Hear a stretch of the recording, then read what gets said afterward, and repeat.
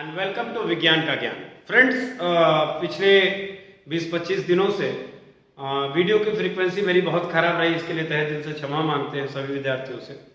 दरअसल में एक तैयारी चल रही थी। तैयारी ये चल रही थी कि मैं बोर्ड पे पढ़ाने की कोशिश कर रहा था और इसमें मैं ये देख पा रहा था कि कंटेंट को लिखते पढ़ते वक्त और कई बार डायग्राम्स बनाते वक्त एक लंबा चौड़ा समय उसमें किल होता था और कई बार बोर्ड की विजिबिलिटी का भी बहुत सारा इशू आता था।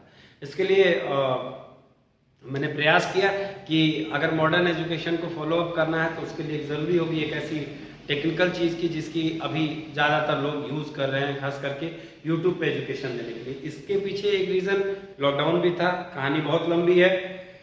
तो जैसा कि विज्ञान का ज्ञान नाम इस चैनल का है, तो इसका मतलब यह है कि विज्ञान के ही ज्ञान की बातें होंगी। और विज्ञान आपको पता है, विस्तृत ज्ञान को विज्ञान कहते हैं।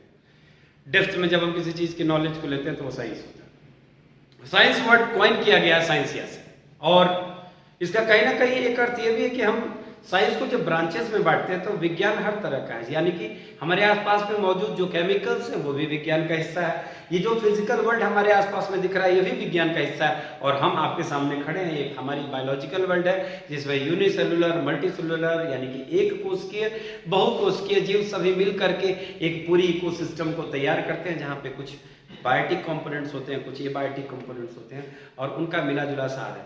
फ्रेंड्स, इसमें इस वीडियो में अब यहाँ से मेरे पास वो टेक्नोलॉजी है जहाँ से हम कुछ क्वेश्चंस आपके साथ लाइव करेंगे।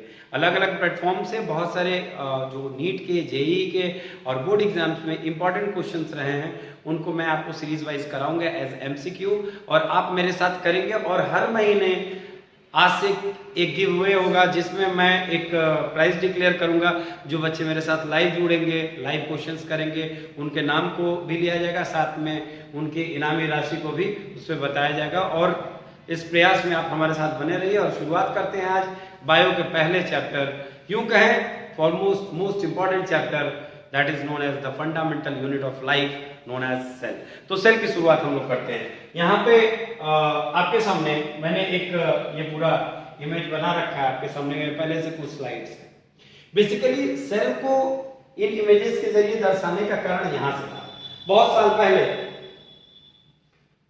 पहले की बात है कि जब ये हिस्सा आप जो देख रहे हैं यहाँ पर, एक साइंटिस्ट हुआ करते थे जिनका नाम था रॉबर्ट हुक। 1665 में, 1665 ईस्वी में उन्होंने बार्क ऑफ अ ट्री में उन्होंने जब अपनी एक्सपेरिमेंट कर रहे थे तो उन्हें कंपार्टमेंट या रूम लाइक स्ट्रक्चर दिखा। वो कुछ इस तरह के छोटे छोटे छिद्र जैसे थे। और ये क्या था, ये बेसिकली आप देख सकते हैं यहाँ एक प्लांट का अवशेष दिया गया है और इस प्लांट के अवशेष से ये बताने की कोशिश की जा रही है कि ये जो हिस्सा आप देख रहे हैं, तो आपने देखा होगा कि मान लीजिए कि आपके सामने ऐसे ही एक पेड़ है। ये पेड़ का जो हिस्सा आप देख रहे हैं, ये पेड़ नहीं लग रहा है, रिप्रोडक्टिव सिस्टम लग रहा है, फिर भी यहाँ पे आप कुछ छिलके जैसी परत देखते हैं। यहाँ पर इसे हम लोग कॉर्क या बार्क ऑफ अ ट्री कहते हैं। और बेसिकली जब इसको माइक्रोस्कोपिक लेवल पे ऑब्जर्व किया गया तो उन्होंने पाया कि इसमें कुछ इस तरह के कंपार्टमेंट लाइक एक दूसरे से जुड़े हुए, ठीक उसी तरह से जैसे हमारे घरों में हमने देखा है ईंट से ईंट जुड़ करके घर बनती है, उसी तरह से इन्होंने देखा कि ये जो बार्क है, ये जो कॉर्क है, इसमें ऐसे ही कंपार्टमेंट और रूम लाइक स्ट्रक्चर थे जिसको इन्होंने सेल का नाम दिया। यानी कि कुल मिलाकर के हम कह सकते हैं कि द डिस्कवरी ऑफ सेल या इसकी क्रेडिट अगर हम कहें तो रॉबर्ट हुक को सबसे पहले जाती है। अब कहानी यहां से शुरू होती है। उसी दौरान में कुछ और अन्य साइंटिस्ट होते हैं। आपको यहां एक इमेज में दिखाना चाहूंगा। इस इमेज के जरिए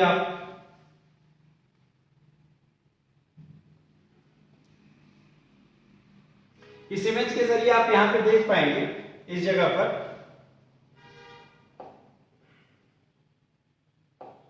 यहां पे आप देख पाएंगे कि इस हिस्से पे यहां पर ये कॉर्क सेल है। कॉर्क सेल में यहां पे आप देख रहे हैं ये पेड़ के एक छिलके दिखाएगा, जो मैंने यहां पर दिखाने की कोशिश की। साइंटिस्ट जो है, इन महोदय का नाम रॉबर्ट हुक था। 1665 में कुछ इस तरह की दिखने वाली इंस्ट्रूमेंट में इन्होंने देखा था। और इन्होंने देखा क्या, इन्होंने ये देखा, यहां पे आप देख सकते हैं, इन्होंने इस इंस्ट्रूमेंट के जरिए उसको देखा और उन्होंने ऑब्जर्व किया कि यहां कंपार्टमेंट लाइक स्ट्रक्चर थे, जिसको रॉबर्ट हुक ने प्रिमिटिव माइक्रोस्कोप के लेवल पे हम कह सकते हैं कि देखा गया। बाद में इसके बाद एक साइंटिस्ट थे एंटोन वन लीeuwenhoek। ये लीeuwenhoek वही थे जिन्होंने बैक्टीरिया को डिस्कवर किया था, यानी कि हम कह सकते हैं कि bacteria was firstly observe and discovered by Leeuwenhoek. And even in Leeuwenhoek के नाम पे एक और भी चीज जोड़ी जाती है। 1683 ईस्वी में 1683 में जब इन्होंने बैक्टीरिया को डिस्कवर किया, 1683 में इन्होंने बैक्टीरिया को डिस्कवर किया और 1674 में इन्होंने प्रोटोजोआ को डिस्कवर किया। यानी कि कुल मिलाकर के आज के डेट में पढ़ी जाने वाली माइक्रोबायोलॉजी कहीं ना कहीं इनकी ही देन है। ये माइक्रोबायोलॉजी के जनक माने जाते हैं, एंटोन वन लीeuwenhoek। उसी समय में ये जो एक आपके सामने एक इमेज दिख रही है, हालांकि अभी मैं बहुत अच्छे से समझ नहीं पा रहा हूँ इसके सिस्टम को, लेकिन धीरे धीरे करते करते सीखेंगे तो क्षमा चाह रहा है। मैं इसमें इसको बड़ा करना चाह रहा हूँ, लेकिन ये मैं बड़ा नहीं कर पा रहा हूँ। बड़ा कैसे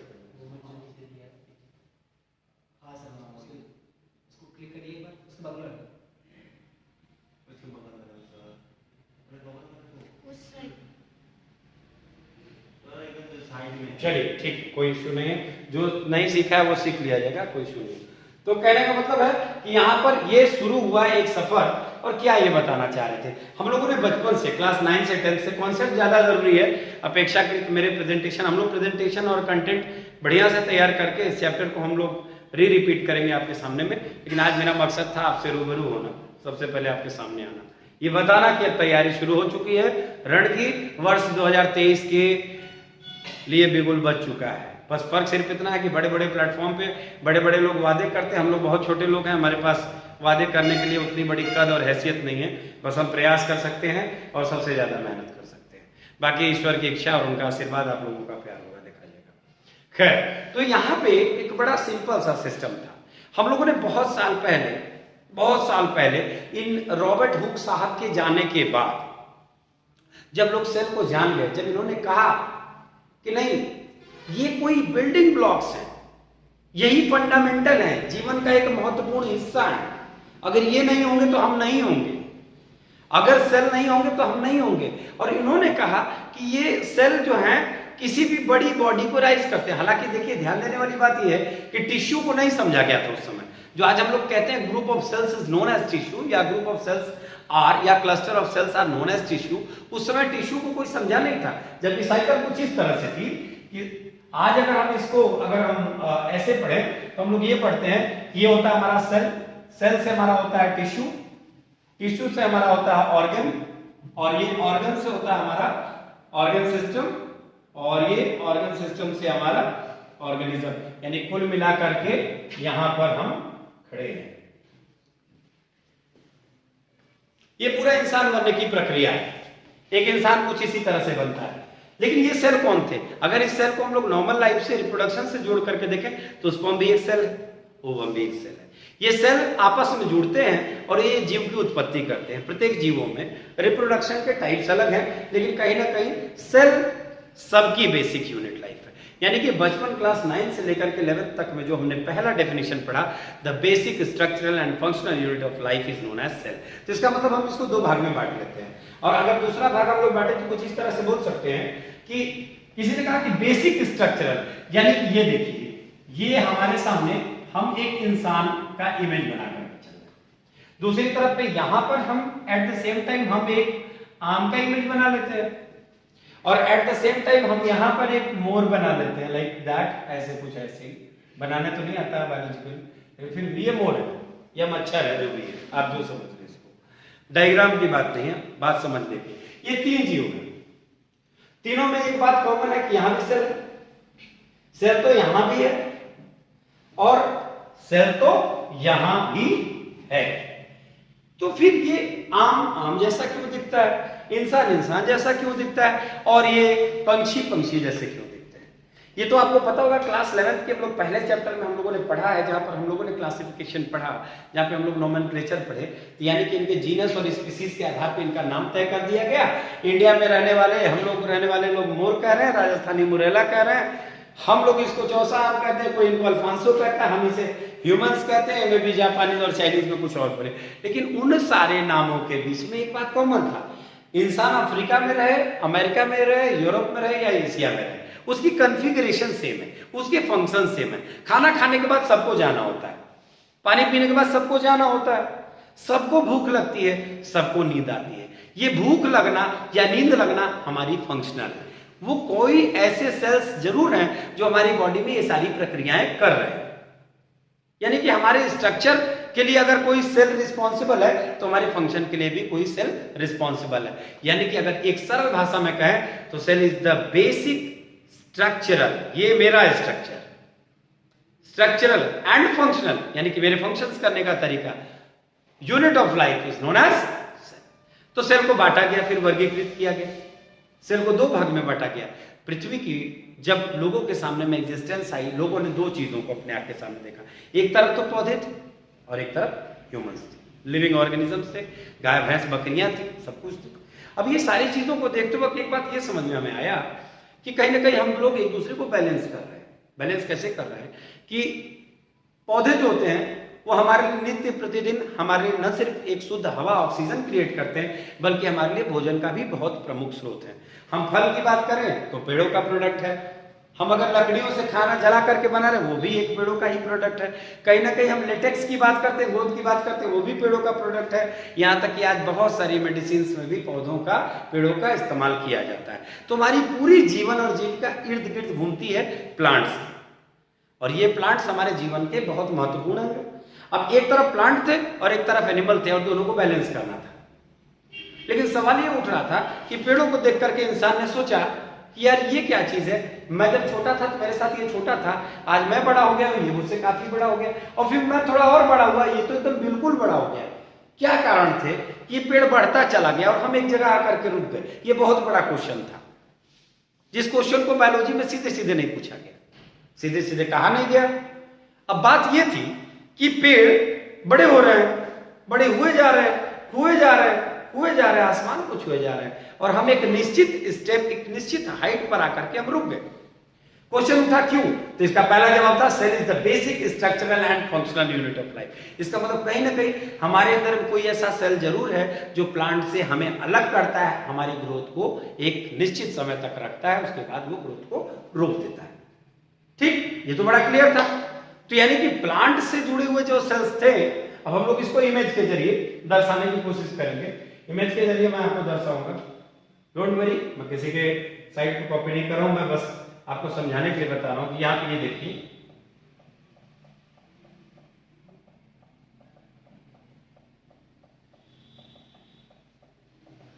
क्रेडिट गोज टू जिनका भी मैंने यहाँ पे इस्तेमाल किया, ये सभी को लोगों को मैं इस वीडियो के जरिए क्रेडिट दूंगा कि मैं एक जनरल आपको इसमें से कोई एक चीज बताने और समझाने के लिए कोशिश कर रहा हूँ। ये जिसकी भी साइट है उसको बहुत बहुत धन्यवाद।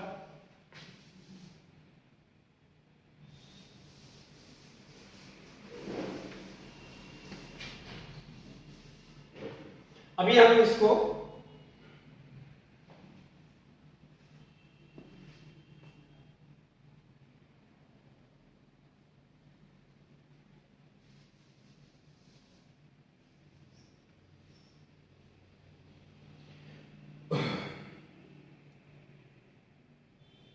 अब हम आपको यहां पे समझाने की कोशिश करें। ये देखिए, ये यहां पर ये प्लांट सेल है और ये एनिमल सेल है, दो अलग अलग सेल्स है। इसको अगर बड़ा, इसको बड़ा कैसे करेंगे? यहां से, इस वाले से कहां बड़ा होगा? ये इस पे तो डॉट बन रहा है, नहीं ट्रेनिंग की कमी है।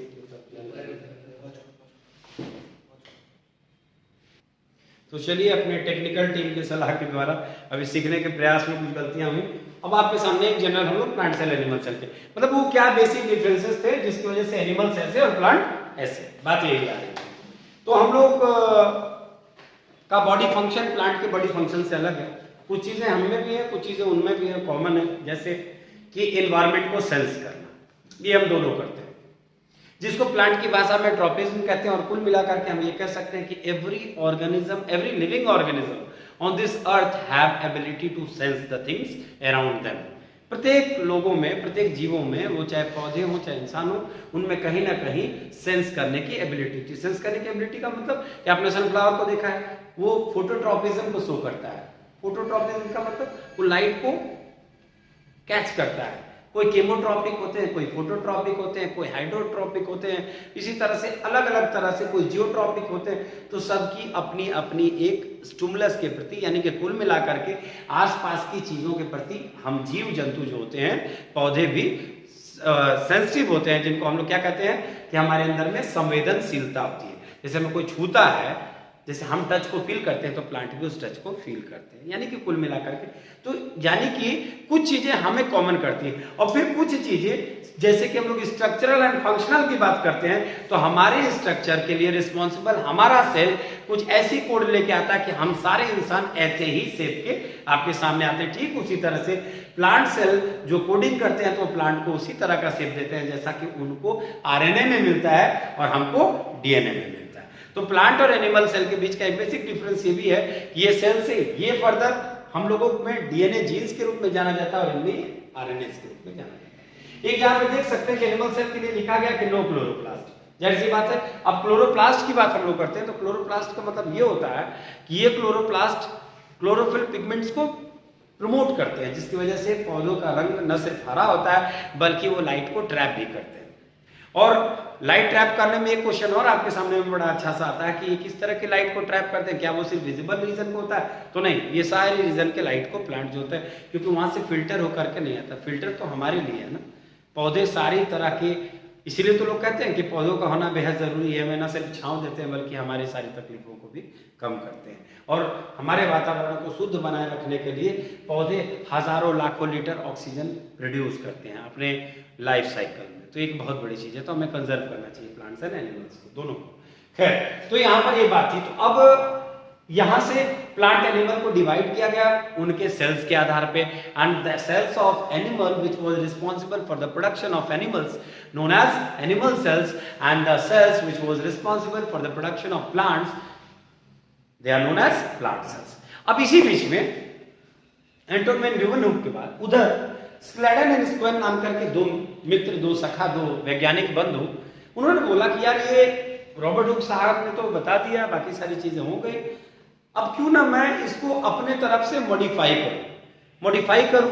तो उन्होंने मॉडिफाई करने के लिए जो स्लेडन एंड स्क्वेन ने यूज किया वर्चो के सेलुला, एक उनकी थ्योरी थी वर्चो की उस थ्योरी को उन्होंने पढ़ा, अध्ययन किया और उन चीजों से इन्होंने एक कंक्लूजन निकाला। एक कंक्लूजन इन्होंने किस तरह का कंक्लूजन निकाला, एक इन्होंने सबसे पहले उसको बताने की कोशिश की कि every living organism in this world and this universe are arising from cells. पहला पॉइंट उनका था कि प्रत्येक जीव इस दुनिया में जितने भी जीव होते हैं वो सारे के सारे जीव किससे बने हुए हैं? सेल से बने हुए। दूसरा उनका सबसे महत्वपूर्ण था कि building blocks of body of any living organism is known as cell. यानी कि इन्होंने दूसरी बात ये भी बताई कि बिल्डिंग ब्लॉक्स ऑफ, चाहे वो एनिमल हो चाहे वो प्लांट हो, इनकी बिल्डिंग ब्लॉक्स का मतलब जिसने इनको तिनका जोड़ करके बनाया। जैसे हम लोग कहते हैं ना कि atom is made up of electron, proton and neutron, and matter is made up of atom and molecules are made up of atom. हम लोग केमिस्ट्री में पढ़ते हैं कि एटम्स मेक मॉलिक्यूल्स, मतलब कि हाइड्रोजन एटम ऑक्सीजन एटम से combine होता है तो वो वाटर बनाता है। तो atom combine to form molecules, this molecules further combine with another molecules to form a bigger compounds, बड़े कंपाउंड्स को बनाया जाता है, राइट? ये तो हम लोगों ने केमिस्ट्री में पढ़ा है। तो उसी प्रकार से सेल से सेल बहुत सारे सेल मिले और उन्होंने तैयार किया कि यार देखो मुझे हड्डी बनानी है, मैं जा रहा हूं हड्डी बनाने। उन्होंने बोला नहीं तुम हड्डी बनाओ, मैं जा रहा हूं ब्लड बनाने।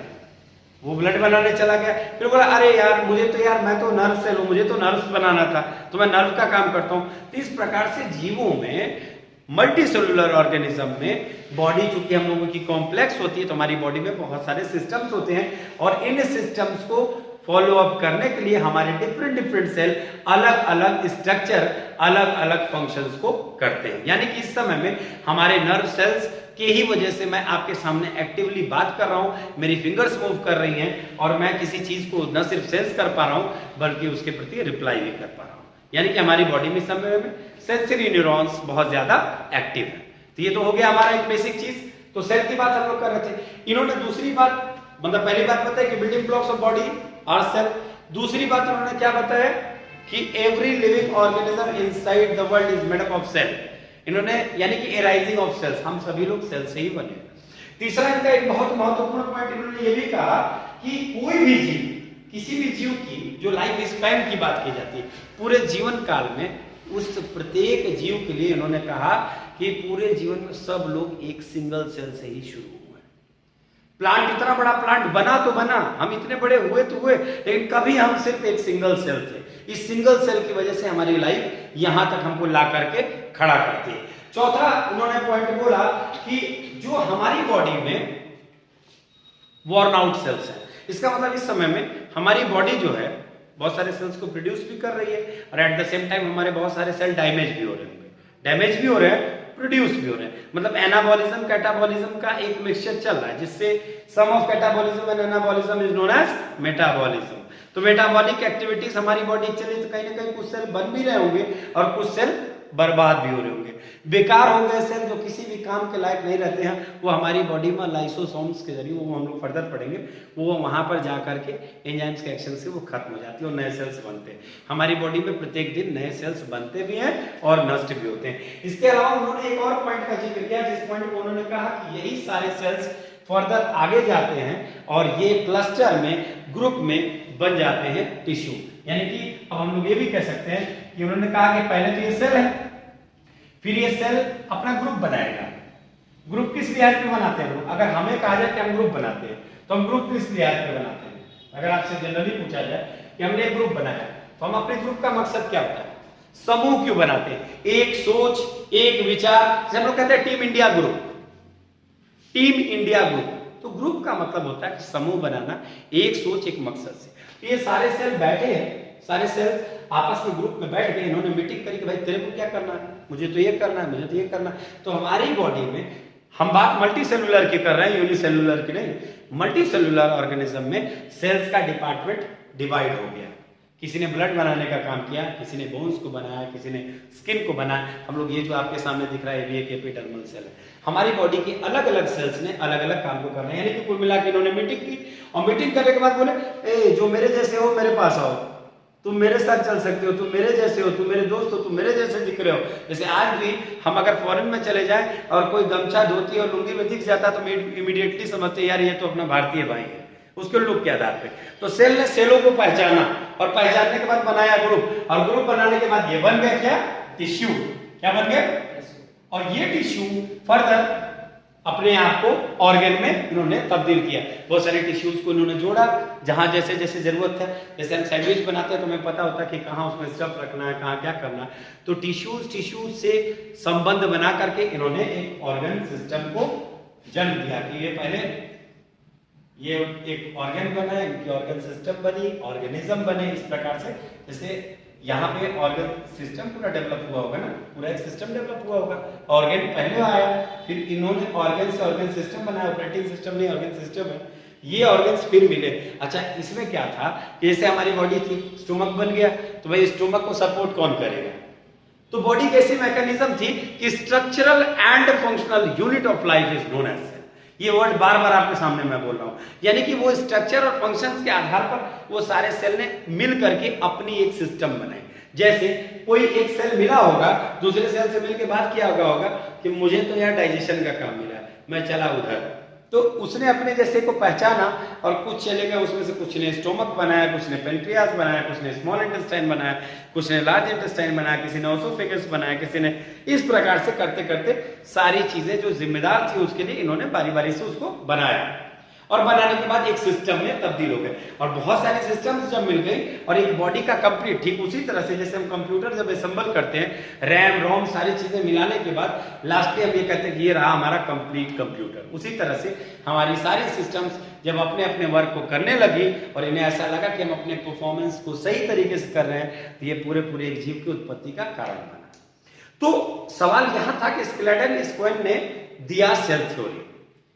ये सेल थ्योरी था क्या? यानी कि सेल के प्रति बताई गई बातें, जिसमें एक निश्चित तौर पे सेल को स्टडी किया गया और सेल की कैसी काम, कैसे फंक्शंस होते हैं, उसके आधार पर सेल को उसको उन्होंने सिग्निफिकेंस को बताया कि नहीं भाई सेल बहुत जरूरी है। तो सेल थ्योरी को जब इन्होंने डिजाइन किया तो उस समय इनके सामने में एक और भी बात थी, और इन्होंने कहा कि सबसे पहला पॉइंट था इनका कि जैसा कि हम लोग अभी पढ़े the basic structural and functional unit of life is known as cell. Clear. दूसरा इन्होंने कहा हमारी बॉडी में इंटायर मेटाबॉलिज्म सेल्स के द्वारा ही कंट्रोल होती है, यानी कि बॉडी की मेटाबॉलिज्म में सबसे बड़ा इंपॉर्टेंट वाइटल रोल किसका है? सेल का है। यानी कि all sum of all metabolic activities in living organisms in somewhere controlled by our cellular system. हमारे सेल्स काम करना बंद कर देंगे तो हमारी मेटाबॉलिज्म में चेंज आएगा। आपने कभी एक बात महसूस किया होगा कि जब आदमी बीमार होता है उसकी बॉडी में इन्फेक्शन होता है, WBC यानी कि ल्यूकोसाइट्स की संख्या एकदम ऊपर नीचे होती है तो उसकी बॉडी में इन्फेक्शन बढ़ता है। उस समय में उसकी बॉडी में तापमान भी बढ़ता है। कहीं ना कहीं हमारी बॉडी में हमारे ब्लड का बहुत बड़ा ताल्लुकात है हमारी बॉडी के टेम्परेचर से भी। बहुत कम लोग इस बात को समझते हैं कि हमारे ब्लड में अगर जरा सा भी कुछ ऊपर नीचे होता है तो हमारी बॉडी गर्म होकर के ये संकेत देती है कि कहीं कोई फॉरेन पार्टिकल आया है, हमें डिस्टर्ब कर रहा है, हमें इस लड़ाई को जीतना होगा, हमें समझना पड़ेगा कि दुश्मन कैसा है और उसका इलाज कैसे करना। तो सेल थ्योरी हमें ये भी सिखाता है। इसके साथ साथ फिर सेल थ्योरी हमें बताता है कि ये जो एक हेरिडिटरी मटेरियल अपने साथ लेकर के आता है। इन्होंने कहा कि सेल्स ऐसे नहीं आते हैं, सेल हेरिडिटरी यूनिट्स लेकर के अपने साथ चलते हैं। हम लोग जिनको जीन्स के नाम से जानते हैं, ये सेल ही उन जीन्स को पैदा करते हैं। अगर यहाँ पर ये हमारे फादर का स्पर्म नहीं होता तो ये कैसे पता चलता कि हम किसकी संतान है? आज हम इंसान दिखते हैं, हम लोग कहते हैं सर हम लोग बंदरों जैसे कभी हुआ करते थे, तो एंसेस्टर्स की बात हम लोग करते हैं, तो वहां से कोड चली होगी। एक इंजन तैयार की जाती है दिल्ली जाने के लिए, भले उसमें बोगी 20 लगी जाए लेकिन इंजन एक होता है। तो हम सभी ह्यूमंस की सेल कभी ना कभी एक ही थी, एक ही इंजन के हम सारे डिब्बे हैं। हम क्या है? उसके डिब्बे हैं। हम ये डिब्बे जो हैं इनको समझने की कोशिश करते हैं कि ये डिब्बों का मकसद एक है। अब अगर ये सेल अगर इस तरह से अगर अपने कंटिन्यूएशन को बनाए रहते हैं तो ये फर्दर हमें हमारी फंक्शन तक हमारी ऑर्गेनल सिस्टम को बढ़ाने में मदद करती है। यानी कि 4 पॉइंट्स में अगर हमें समझना हो कि स्क्लेटन स्क्वेन की सेल थ्योरी थी क्या, तो उन्होंने सिर्फ इतना बताया everyone are made up of cells. The cells are basic structural and functional unit of life. Every metabolic activity of our body is somewhere controlled by the cell, as well as he told us that cells are also carrying the hereditary materials along with them. जो हमें ये बताते हैं कि घोड़े का बच्चा घोड़े ही जैसा होगा, गधे जैसा नहीं होगा, गधे का बच्चा सुअर नहीं होगा, गधा होगा, और इंसान का बच्चा इंसान होगा, भैंस या बकरी नहीं होगा। यानी कि ये सेल डिसाइड पहले से कर लेते हैं कि हमारे अंदर में ये हेरिडिटरी मटेरियल है और हमें ऐसा ही बनना है। तो एक बार फिर यहाँ इस टॉपिक को आगे बढ़ाने से पहले एंड लाइन है structural and functional unit of life, आप समझ चुके होंगे। तो अब यहाँ से हमारे सम्मानीय CBSE बोर्ड द्वारा दी गई NCERT के बुक के कुछ अंश को लेकर के आपके सामने हम दोबारा से मतलब इस वीडियो को कंटिन्यू करते हैं। यहाँ पे आप देख रहे हैं कि लिख रहा है organism show variety in cell number, shape and size. क्यों? क्वेश्चन ये है क्यों। हर ऑर्गेनिज्म अपने अंदर में सेल नंबर में मतलब अलग अलग वैरायटी में, अब जैसे हम लोग कहते हैं ना 22 pairs and 23 pairs of sex chromosome, किसी में वो 44 है, किसी में वो 15 है, किसी में वो 12 है। यही तो डिफरेंस है ऑर्गेनिज्म का। दैट इज व्हाई ह्यूमंस, अगर सोचिए कि जितने नंबर ऑफ क्रोमोसोम्स हम में है, जैसे क्रोमोसोम्स हम में है, अगर वैसे ही कुत्तों में हो तो फिर हम में और कुत्तों में अंतर ही कहाँ रह जाएगा? फिर हमको लोग इंसान क्या कुत्ता ही कहेगा। यानी कि क्लियर सी बात है कि इस लाइन का ये मतलब है कि different organism show variety in cell number, shape and size. जिसकी जैसी शेप, जिसका जैसा साइज, जिसकी जैसी वैरायटी, उस हिसाब से लिविंग ऑर्गेनिज्म की उत्पत्ति होती है। अब देखिए कह रहा है how do scientist observe and study the living cells. आखिर इन लोगों ने इसको कैसे किया? तो उसके लिए उन्होंने क्या, they use microscope for magnify objects. ये आपको पता है कि माइक्रोस्कोप क्या होता है? एक ऐसा इंस्ट्रूमेंट होता है जो चीजों को बड़ा करके दिखाता है, उसकी माइक्रोस्कोपिक व्यू देता है जो हमारी खुली आंखें नहीं देख पाती। Stains, dyes are used to colour part of the cell to study the detail structure. अब मान लीजिए कि किसी ने एक ऐसा सेल यहाँ पे फाइंड आउट कर लिया इस तरह से, और यहाँ पर आप मान लीजिए कि ये इसमें कुछ पढ़ने जैसा हिस्सा यहाँ पर, तो ये लोग क्या करते हैं कि इस पे पूरा एक स्टेन लगा देते हैं, एक डाई लगा देंगे, एक कलर लगा देंगे ताकि ये हाईलाइट हो सके, उसको स्टडी किया जा सके। आपने देखा होगा कि कुछ दिन पहले कोरोना के वायरस को कुछ इस तरह से करके दिखाया गया आपके सामने। हालांकि ये तो सूर्य देवता लग रहे हैं, लेकिन खैर ऐसे ही कुछ बड़ा झोटे वाला स्ट्रक्चर जो था वो आपके सामने में दिखा, खूनखार पूतना राक्षसी टाइप का। ये कोरोना का राक्षस इस प्रकार का दिखता था। तो ये किसने दिखाया? माइक्रोस्कोप ने दिखाया। किसी ने तो उसके स्टेन को देखा होगा, लंग्स को बहुत इलोंगेट करके, बहुत उसको एकदम मैग्नीफाई करके देखा होगा, तो अंदर में ऐसा कुछ दिखा होगा। ये आपको भी पता है कि वायरसेस को डेड माना जाता है। They are the interlink between living and non living organisms of this universe. अच्छा, अब ये हो गया। तो यहाँ पे मिलियन ऑफ ऑर्गेनिज्म है, जाहिर सी बात है कि जब मिलियन ऑफ ऑर्गेनिज्म है तो मिलियन टाइप ऑफ सेल्स भी होंगे, मिलियन उनकी वेराइटीज भी होगी ऑब्वियसली। जब जीवों की संख्या बढ़ेगी तो सेल का भी संख्या बढ़ेगा। फिर आगे ये प्रश्न आता है, their organ also vary their shape and size and number. अब मेरा हाथ ऐसा है, अब बैल का हाथ कैसा है, मंकी का हाथ कैसा है, डॉग का हाथ कैसा है। अब हम बात करें लिम्स की, तो सबके लिम्ब का शेप साइज उनके वर्क के आधार पे तय किया गया। कछुआ है, कछुए का हाथ पैर अलग ढंग का होता है, हमारा अलग पैर ढंग का होता है। चलने का काम वो भी करते हैं, चलने का काम हम भी करते हैं।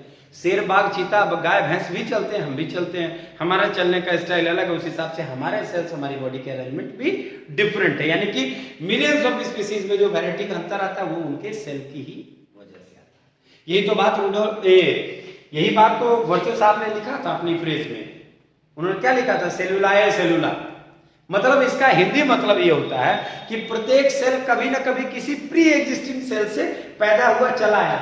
ये मेरे पापा, ये उनके पापा, ये उनके पापा, ये उनके पापा और ये मैं। यानी यहां से सेल चला इनके पास, फिर इनके पास, फिर इनके पास, फिर इनके पास। यानी ये तय किया कि ये भी कभी इंसान ही रहे होंगे। इंसान का ही सेल पीढ़ी दर पीढ़ी, और ये मेरा बेटा रहा, फिर मेरा बेटा किसी को जन्म देगा। तो हम सब में एक बात कॉमन है कि हम सभी लोग ह्यूमन सेल्स को ही, एनिमल सेल्स को ही उसमें करेंगे जो ह्यूमंस की कैरेक्टरिस्टिक्स के लिए रिस्पॉन्सिबल हो। तो हम लोग क्या कर रहे हैं? बस सेल को एक जनरेशन से दूसरे जनरेशन तक पहुंचा रहे हैं। यानी कुल मिलाकर के all cell arise from pre existing cells. वो सेल्स जो पहले से दुनिया में थी उसी से दूसरी सेल्स की उत्पत्ति होती है। कोई नया सेल नहीं बनता है। और जब नया सेल बनता है तो आपको पता ही क्या होता है, कोविड-19 आ जाता है, कुछ भी हो जाता है। हालांकि ऐसी बात नहीं है, तो वायरस है, तो वायरस के लिए बहुत स्पष्ट नहीं हमारा विज्ञान अभी बताता है। कई सारी चीजें, म्यूटेशन आपने सुना होगा। अभी कुछ दिन पहले कोविड के विषय में, मैं कोविड पे एक स्पेशल वीडियो बनाऊंगा, करीब 1.5 घंटे की बड़ी सी वीडियो बनाऊंगा, और मैं पूरी डॉक्यूमेंट्री होगी उसमें। अभी तक के सारे अनुभव, सारी मेडिसिन, सारे लोगों के सफरिंग्स, किन लोगों ने इस बीच में कैसे कैसे क्या झेला, हमारा देश वैक्सीनेशन के मामले में आज कहाँ पर खड़ा है विश्व में, हमने किसको किसको वैक्सीनेशन दिए, कौन सी जगह पे हमारे वैक्सीन को बैन लगाया गया, ऐसे न जाने तमाम चीजें मैं आपको वन बाय वन। अब सिस्टम हमारे पास आ गया है तो वीडियोस एक पे एक बनेंगे, ठीक है। तो ये रहा हमारा। अब बच्चों नंबर ऑफ सेल्स की बात आती है। Can you guess the number of cells in a tall tree और any huge animal like the elephant? The number runs into billions and trillions. Human body have trillions of cells which vary in shape and size. Different group of cells perform variety of function. अब तक मैंने यही बात बोला। आप guess कर सकते हो क्या? एक बड़ा सा जाइंट लाइक जो बनियान का या कोई भी ट्री है उसमें कितने सेल्स होंगे?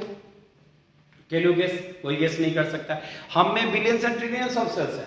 हम खुद इस बात को मानते हैं कि हमारे अंदर में इतने ज्यादा सेल्स की संख्या है जिसकी वजह से हमारे बॉडी का शेप साइज सब कुछ सब अलग अलग है। आगे हम लोग आगे आपको मैं फिर बता रहा हूँ। 13 नंबर, यानी कि organism made for more than one cell are called multicellular. Means गाय, भैंस, चूहा, बंदर, हम इंसान सभी लोग क्या है? मल्टीसेलुलर है। अब यूनिसेलुलर कौन है? जो एक सेल से बने हैं। मल्टीसेलुलर कौन है? जो एक से ज्यादा सेल से बने। यानी कि ये भी ऑर्गेनिज्म की वैरायटी होगी। यानी कि कुछ प्लांट्स भी ऐसे हैं, कुछ एनिमल्स भी ऐसे हैं जो यूनिसेलुलर है, और कुछ क्या है? मल्टीसेलुलर। मल्टीसेलुलर के विषय में हम लोगों ने बहुत आसानी से, बहुत अच्छे से ये पढ़ा है, ये जाना है कि मल्टीसेलुलर ऑर्गेनिज्म का एक कॉम्प्लेक्स डिजाइन होता है। बॉडी के डिफरेंट सिस्टम्स होते हैं और उनके साथ वो कैरी ऑन करता है, ठीक है, कैरी ऑन करता है। आगे तो ये रहा। अब इसके बाद हम लोग दूसरी स्लाइड की तरफ, अब तीसरी स्लाइड की तरफ चलते हैं।